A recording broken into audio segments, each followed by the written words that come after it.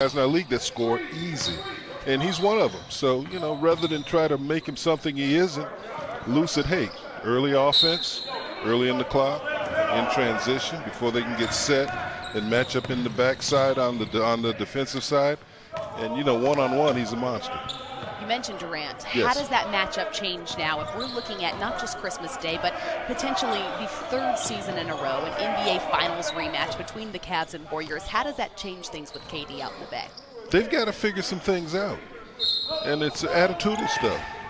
Come on, Clay is sacrificed, and I still think he's their best player. He does so much for that team, and he plays both ends. And I think, and to ask him to sacrifice more, I don't know if you can do that. I mean, but can the MVP get 30 a game and Durant get 27? No.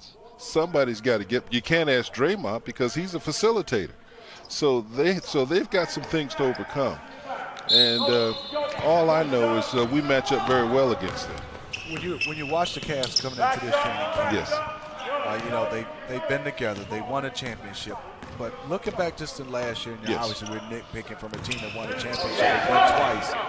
What area do you still look that they need to improve in, and you'd like to see them improve? Well, our weakness last season is that we would get leads on teams, but we couldn't maintain them. Two things have happened, and the first one is on the defensive end. We're a better defensive team. We've got Birdman, we've got Dunleavy, we have Jefferson back, Shannon in for the second time around. So we have veteran experience, guys that know how to play. Now you sprinkle some guys in there like Jordan and maybe the kid Felder, and they're not a liability. So you can play that, and based upon who else is coming to the team, maybe you put Shumpert in that second group. Makes us very formidable, so you don't lose as much. Now on the starting five, momentum. We took the championship. We have tremendous momentum. And what people seem to forget, in spite of the shot by Kyrie, the block by LeBron, and the stop by Kevin Love, those three things, we're pretty good. I like where we're at. I just think we're a pretty good team, and we have momentum. Psychological advantage every game to start this new season. Would you like to see another acquisition at the point guard position behind who you've described the attack guard, Kyrie Irving? Are you satisfied with potentially the Jordan Craig, Kay Felder competition for some of those minutes, or would you like to see someone else pulled in from the outside in light of the Mo Williams announcement? Well, I don't think you have to hurry, because LeBron can play that spot. You don't want him to do that all year. I heard you talk about the fatigue factor. You don't want him to do a whole bunch of extra stuff, especially early in the year. But I do think that David Griffin, you got to give the guy credit.